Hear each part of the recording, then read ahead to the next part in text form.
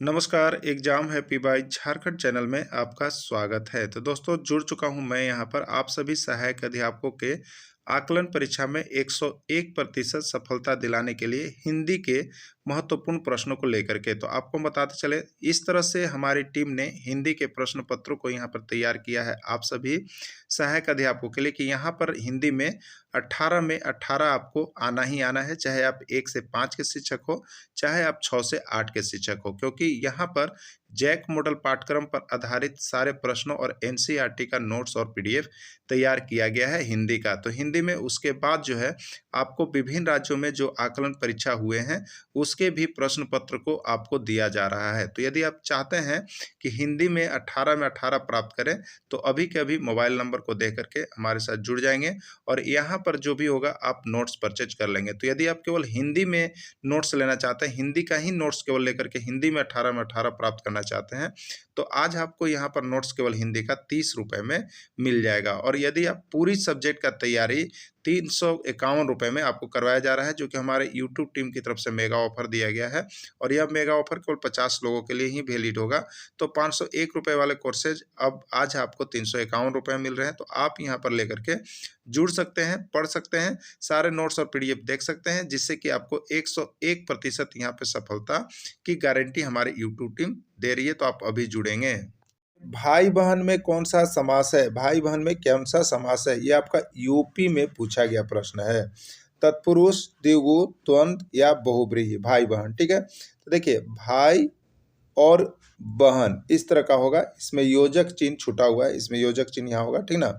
तो भाई बहन में कौन सा समास है? तत्पुरुष समास, द्विगु समास, द्वंद्व समास या बहुब्रीहि समास। तो सबसे पहले याद रखिए कि वैसा समास जो दो हो और एक दूसरे के अपोजिट हो, अपोजिट माने विपरीत हो। ठीक है, भाई का विपरीत क्या होता है? बहन होता है। और बीच में कौन सा चिन्ह लगा हुआ हो? योजक चिन्ह लगा हुआ हो। तो जिसमें योजक चिन्ह लगा हुआ है ना और एक दूसरे के विपरीत होते हैं तो उनमें हमेशा लड़ाई झगड़ा होते रहता है, द्वंद्व होते रहता है। तो इसको याद रखिएगा, विपरीतार्थक चीज है। अगर आप बाएं चलना चाहते हैं, हम आपको दाएं कहते हैं, तो यहाँ क्या होगा? द्वंद्व होगा। और बायां और दायां क्या चीज है? तो बायां और दायां एक दूसरे के अपोजिट है। ठीक है, तो ये द्वंद्व समास में चला जाएगा। ठीक है, तो इसका राइट आंसर क्या हो जाएगा आपका? द्वंद्व समास हो जाएगा। भाई और बहन में कौन सा समास होगा? द्वंद्व समास हो जाएगा। ठीक है, चलिए अगला है, यहाँ पे अगला प्रश्न है, कन्यादान में कौन सा समास है? कन्यादान में कौन सा समास है?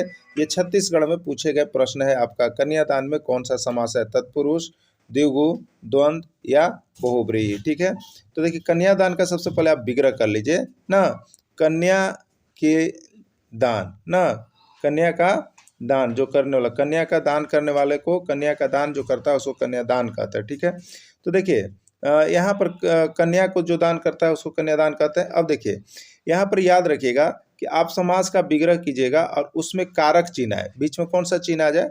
कारक चिन्ह ना, कारक चिन्ह आ जाए तो वो तत्पुरुष समास में जाएगा। किस में जाएगा? आपको तत्पुरुष समास में चला जाएगा। तो कर्ता ने कर्म को क्या चीज है? कारक चिन्ह है। को कौन सा चिन्ह है? कारक चिन्ह है। तो कारक चिन्ह जिसमें आता है वो तत्पुरुष समास में जाता है। देखिए एकदम इसी तरह से आपको सारा हम समास बता दिए। समास का तो आपको एक प्रश्न छूट ही नहीं सकता और समास से 2 प्रश्न आपका आएगा। तो हिंदी में तो हम बता रहे हैं आपको 18 में 18 यदि लाना है ना, तो आप अभी मोबाइल नंबर दिया हुआ है, जुड़ जाइएगा और यहाँ सारा नोट्स परचेज कर लीजिए। और केवल हिंदी के चाहिए तो 30 रुपये आपको लगेगा। ठीक है, तो हिंदी का नोट्स लेकर के पढ़ लीजिएगा, 18 में 18 आ जाएगा। अब देखिए यहाँ पे तो कन्यादान हो गया तत्पुरुष समास। अगला है, अगला आलोक का विलोम शब्द है। आलोक का विलोम शब्द कौन होगा? अद्भुत, अज्ञात, अंधकार या रात्रि। ठीक है, तो आलोक का मतलब क्या होता है? प्रकाश होता है। और प्रकाश का मतलब यहाँ पर उल्टा क्या होगा? विलोम माने उल्टा, तो यहाँ पर आता है अंधकार। ठीक है, क्या आता है आपका? अंधकार आता है और इसका राइट आंसर सी हो जाएगा। ये जो है आपका बिहार आकलन का आया हुआ प्रश्न है। तो देखिए हम सारे राज्यों के आकलन का प्रश्न पत्र भी आपको यहाँ पर डेली प्रैक्टिस करवा रहे हैं। तो आपके लिए बहुत ही बेस्ट होगा कि आप यहाँ से जुड़ करके तैयारी करें। अगर आप चाहते हैं अपनी लाइफ बनाने के लिए, तो स्थावर का विलोम शब्द है चंचल, संचल, जंगम या चेतन। ठीक है, तो स्थावर का विलोम शब्द क्या होता है? जंगम होता है। स्थावर का विलोम शब्द क्या होता है? जंगल होता है। और ये आपका यूपी में जो शिक्षक परीक्षा हुई है उसका आया हुआ प्रश्न है।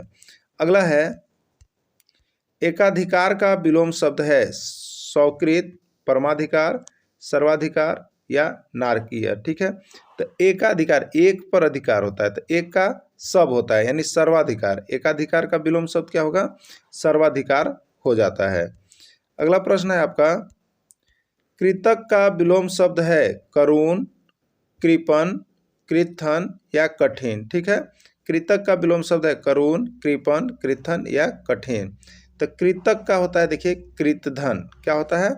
कृतधन होता है। ये थन नहीं लिखा हुआ है, कृतधन होता है, यानी जो किए गए उपकार को मानता है उसको कृतक, और जो किए गए उपकार को नहीं मानता उसको कृतधन। ठीक है, तो कृतक का कृतधन ना, इसका राइट आंसर सी होगा। और बहुत बार आता है ये प्रश्न, बहुत बार, और ये आपका यूपी का ही प्रश्न है। ठीक है, देखिए अगला अगला प्रश्न है आपका, बिल्ली किस प्रकार की संज्ञा है? आपको बताना है कि बिल्ली जो है वो किस प्रकार की संज्ञा है। व्यक्तिवाचक, जातिवाचक, भाववाचक या द्रव्यवाचक। तो बिल्ली से देखिए पूरे बिल्ली जाति का बोध हो रहा है। क्या हो रहा है? बिल्ली से पूरे बिल्ली जाति का बोध हो रहा है, इसलिए जिसमें पूरी जाति का बोध होता है, जाति का, तो उसको हम लोग जातिवाचक संज्ञा में डालेंगे। तो बिल्ली जो होगा वो जातिवाचक संज्ञा में चला जाएगा।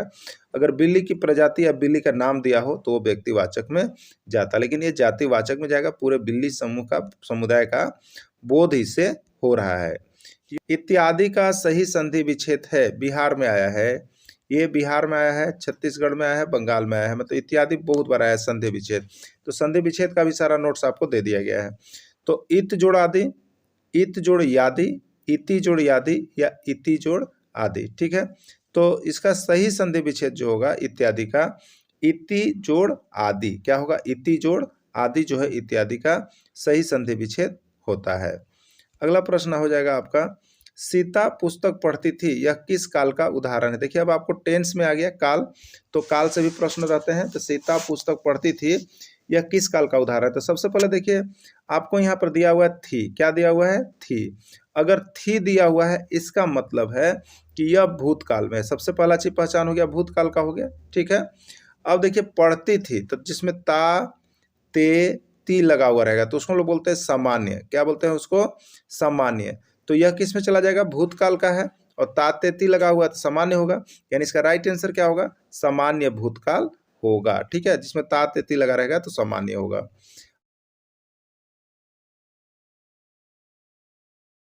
अगला है यहाँ पे, शायद पिताजी टहल कर आ चुके थे, यह किस काल का उदाहरण है? ठीक है, तो सबसे पहले तो हम देखेंगे लास्ट में थे लगा हुआ है। क्या लगा हुआ है?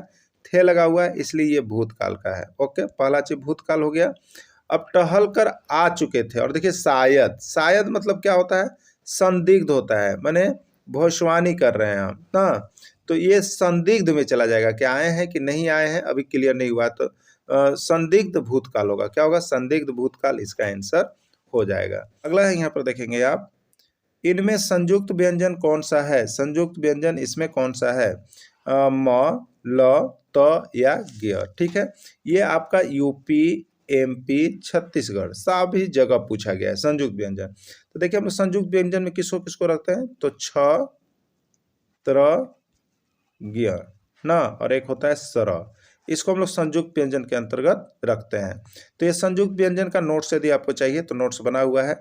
आपको सारा हिंदी का नोट्स इस कदर बना हुआ है कि सारे एग्जाम में वहीं से प्रश्न आ रहे हैं। तो केवल हिंदी का नोट्स 30 रुपये में मिल रहा है, और बाकी जुड़ करके तैयारी आप कर सकते हैं। ठीक है, तो छ क्या हो गया इसमें? छ हो गया। ये आपका क्या छ होता है? त्र होता है, ज होता है, ज्ञ। तो इसमें ज्ञ है यहाँ पर ऑप्शन, तो ज्ञ जो है आपका इसमें संयुक्त व्यंजन हो जाएगा। तो संयुक्त व्यंजन से भी प्रश्न आते रहते हैं। अंग्रेजी की लिपि कौन सी है? अंग्रेजी की लिपि कौन सी है? ये बंगाल में आया हुआ प्रश्न है। देवनागरी, रोमन, गुरुमुखी या उर्दू। ठीक है, तो अंग्रेजी की लिपि जो होती है वो क्या होती है? आपका रोमन होता है। क्या होता है? आपका रोमन होता है। बहुत बार पूछे गए हुए आपका प्रश्न है, ये लिपि से आता है। चेहरे पर हवाइया उड़ाना का अर्थ क्या है? चेहरे पर हवाइया उड़ना का अर्थ क्या है? कभी कभी आप देखते होंगे कि कोई आदमी कुछ गलत काम कर रहा है, कोई आदमी कुछ गलत काम कर रहा है, और वहाँ पर आप चले जाएं तो उसके चेहरे पर देखिएगा एकदम 20 बज जाता है कि हम क्या कर रहे थे, देख लिया कि नहीं देखा। तो वही होता है, चेहरे पर हवाई उड़ाना, मतलब आप कोई गलत काम कर रहा है, आप वहाँ पर चले जाओ तो तुरंत क्या होता है, घड़बड़ा करके वो चीज़ बंद करने लगेगा, काम को वहाँ से हटने लगेगा, कुछ करने लगेगा।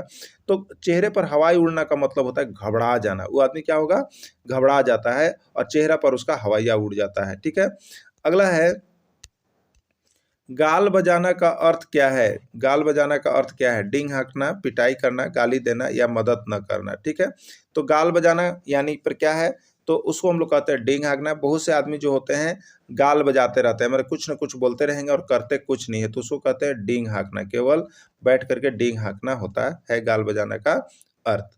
अगला प्रश्न हो जाएगा आपका, भाषा की सबसे छोटी इकाई है। देखिए ये जेटेट में पूछा गया था आपका। ठीक है, तो भाषा की सबसे छोटी इकाई है शब्द है, व्यंजन है, स्वर है या वर्ण है। तो यहाँ पर जो ऑप्शन दिया गया है उसके अनुसार भाषा की सबसे छोटी इकाई जो होगी वो आपका वर्ण हो जाएगा। क्या हो जाएगा आपका? वर्ण हो जाएगा भाषा की सबसे छोटी इकाई। हिंदी की लिपि है, हिंदी की लिपि कौन सी आपको बताना है? देवनागरी, रोमन, गुरुमुखी या उर्दू। ठीक है, तो हिंदी की लिपि कौन सी होगी? तो हिंदी की लिपि जो होती है देवनागरी होती है, और ये आपको लगभग सारे प्रश्नों में पूछे जा रहे सारे एग्जाम में। तो हिंदी की लिपि कौन सी? देवनागरी। छत्तीसगढ़, बिहार, उत्तर प्रदेश, तीनों जगह यह प्रश्न आपको पूछ दिया गया है। हो सके आपके परीक्षा में भी आ जाए। तो सारे राज्यों का प्रश्न पत्र आपको मिल रहा है। आप यहाँ से जुड़ करके कल तैयारी करते हैं तो 101% सफलता आपको मिलेगा।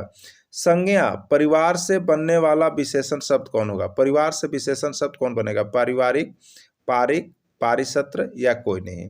तो परिवार से जो विशेषण शब्द बनेगा वो आपका बनेगा पारिवारिक ना, पारिवारिक बनेगा। और देखिए ये गोवा आकलन में पूछा गया 2015 का प्रश्न आपको यहाँ पर मिल रहा है। मांस खाने वाला का बदले एक शब्द क्या होगा? मांस खाने वाला का बदले एक शब्द क्या होगा? मांसाहारी, शाकाहारी, सर्वाहारी या कोई नहीं। ये देखिए छत्तीसगढ़ और बिहार दोनों में पूछे गए ये प्रश्न है। तो मांस खाने वाला का बदले एक शब्द आता है, उसको कहते हैं मांसाहारी। अगर मांसाहारी कोई कहता है इसका मतलब है कि वो मांस खाने वाला व्यक्ति है, मांस खाता है। तो दोस्तों इस तरह से आपको हिंदी में या आकलन परीक्षा में अपना परचम लहराना है तो आपको यहाँ पर यूट्यूब चैनल के साथ जुड़ना है। साथ में सारे नोट्स और पीडीएफ केवल एक बार ऑनलाइन परचेज करके पढ़ लेना है और बाकी यहाँ से आपका सफलता निश्चित है, क्योंकि जैक मॉडल पाठ्यक्रम पर सारे प्रश्नों को यहाँ पर तैयारी करवाया जा रहा है। वीडियो कब तक जुड़े रहे इसके लिए आप सभी को बहुत बहुत धन्यवाद।